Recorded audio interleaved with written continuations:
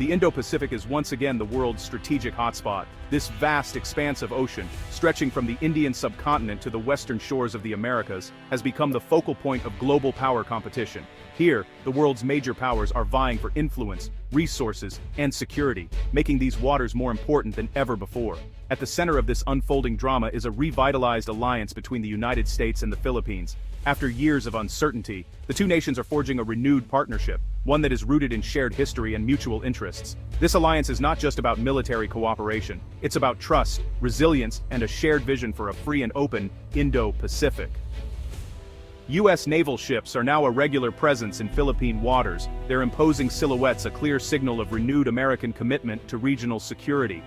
These ships are not just patrolling, they are reassuring allies, deterring potential adversaries, and demonstrating that the United States is once again fully engaged in the region's affairs. This partnership, once dormant, is now surging forward with new urgency. The reason? The geopolitical climate has shifted dramatically. The South China Sea has become a flashpoint, with the Philippines facing mounting pressure from assertive neighbors and growing territorial challenges. The stakes are high and the risks of miscalculation are real. In response to these rising tensions, Manila is turning to its oldest and most reliable ally. The return of U.S. forces is a calculated and strategic move, meant to restore balance, reassure the Filipino people, and deter any acts of aggression that could destabilize the region. It's a message to friends and foes alike. The U.S.-Philippine alliance is back, and it's stronger than ever. Joint military exercises are now larger, more frequent, and more complex than ever before. These drills are not just for show. They are building real interoperability between the two militaries, ensuring that both forces can operate seamlessly together in times of crisis. This is not mere symbolism, it is practical preparation for real-world contingencies, from disaster response to potential conflict. Just a few years ago, U.S.-Philippine relations had cooled, with uncertainty clouding the future of the alliance, but the rise of new threats and the recognition of shared interests have brought the two allies closer than ever before. Today, their partnership is marked by renewed energy, deeper cooperation, and a clear sense of purpose. The alliance, originally forged in the crucible of World War II, is being reforged for the challenges of the 21st century. As of February 2026, this partnership stands as a key pillar of American strategy in the Indo-Pacific, and a vital source of hope and security for the Philippines as it faces an uncertain and rapidly changing future. Together, the United States and the Philippines are charting a new course, determined to uphold peace, stability, and freedom in one of the world's most critical regions. At the heart of the long-standing U.S.-Philippine alliance is the Enhanced Defense Cooperation Agreement, or EDCA, a pivotal arrangement that shapes the modern security landscape in Southeast Asia. Signed in 2014, EDCA was designed to strengthen the defense partnership between the two countries.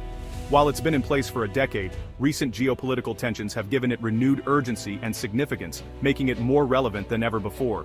Unlike the era of large permanent U.S. bases that once dotted the Philippine landscape, EDCA isn't about rebuilding those old installations or establishing new American bases on Philippine soil. Instead, the agreement allows American forces to access a select number of existing Philippine military sites.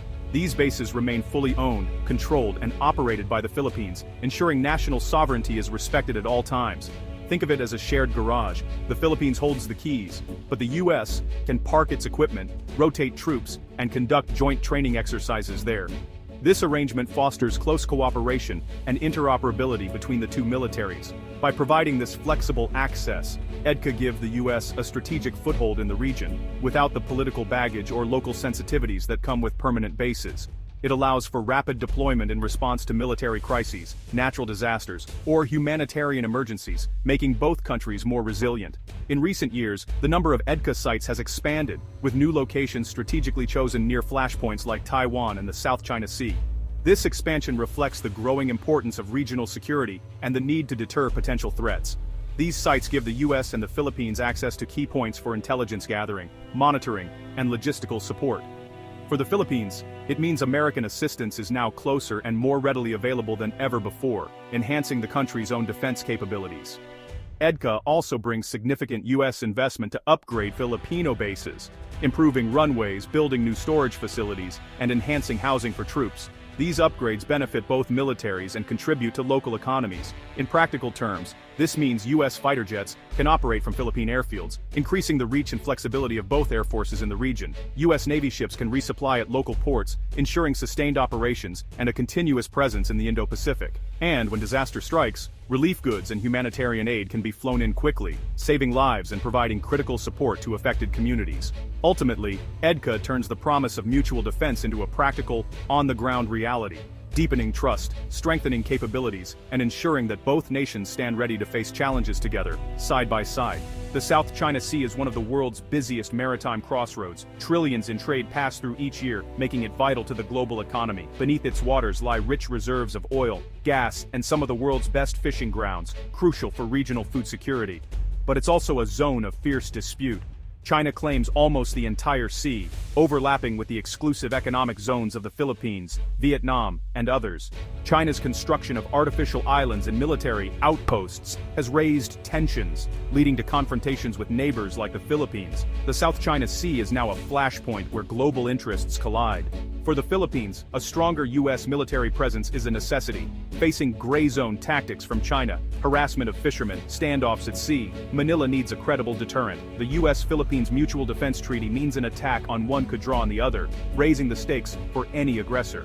Beyond deterrence, the alliance brings practical benefits. The Philippine military is modernizing but still lags behind China's capabilities. Training with U.S. forces and upgrading bases through EDCA helps close the gap. Public support for the alliance is strong, rooted in shared history and values. While some worry about sovereignty, most Filipinos see the U.S. partnership as essential for national security. For Washington, the alliance with the Philippines is central to its Indo-Pacific strategy. The U.S. champions freedom of navigation and insists disputes be settled peacefully, not by force. By expanding its presence, America signals it will stand by its allies and uphold international rules. Beijing sees things differently. China views the U.S. military buildup as a direct threat and accuses Washington of trying to contain its rise. Chinese officials claim their activities are defensive, while state media warn that closer U.S.-Philippine ties could destabilize the region. This clash of perspectives is fueling the region's rising tensions. The U.S.-Philippines partnership sends ripples across Southeast Asia. For countries like Vietnam, a stronger U.S. presence is reassuring, a counterweight to China, but most ASEAN nations walk a tightrope. They want security from the U.S. but rely on China for trade and investment. Publicly, Southeast Asian leaders call for calm and dialogue, wary of being forced to choose sides. The fear is that the region could become a new Cold War battleground. The U.S. surge in the Philippines is both a comfort and a concern, reassuring some, unsettling others, and forcing every nation to rethink its strategy. As 2026 unfolds, the Indo-Pacific stands at a crossroads, its waters reflecting both opportunity and uncertainty. This vast region, stretching from the Indian Ocean to the Pacific, has become the focal point of global attention, where the ambitions of powerful nations intersect, and the hopes of millions rest on the horizon. Will the renewed U.S.-Philippine alliance, strengthened by recent agreements and joint exercises, serve as a powerful deterrent against aggression and foster a new era of stability and cooperation? Or will it inadvertently provoke an arms race, heightening tensions and increasing the risk of miscalculation and greater danger for all involved? The answer to this question will not only shape the region's future, but could also influence the global balance of power for years to come. One path leads to peace through strength, where a credible show of unity and resolve creates the breathing room needed for dialogue and understanding. In this scenario, deterrence is not just about military might, but about creating space for diplomacy, negotiation, and the peaceful resolution of disputes. A stable balance of power could emerge, where no single nation dominates, and all sides recognize the value of restraint and cooperation. The other path, however, risks a dangerous escalation, with each side viewing the other's moves as direct threats, fueling suspicion, and a cycle of reaction that could spiral out of control. In such a climate, the chance of conflict rises dramatically, and a single misstep could ignite a crisis with far-reaching consequences. Ultimately, the outcome depends on the choices made in Washington, Beijing, and Manila, decisions that will echo across the region and the world. For the people of Southeast Asia, whose lives and livelihoods are intertwined with the sea, the stakes couldn't be higher. Their future depends on the wisdom and restraint of leaders far beyond their shores. Every headline, every maneuver, is watched with a mix of anxiety and hope, as families wonder what tomorrow will bring. The hope is clear, that this new era of cooperation will not only protect peace, but also open doors to prosperity, understanding, and a safer future for generations to come, rather than invite the shadow of conflict.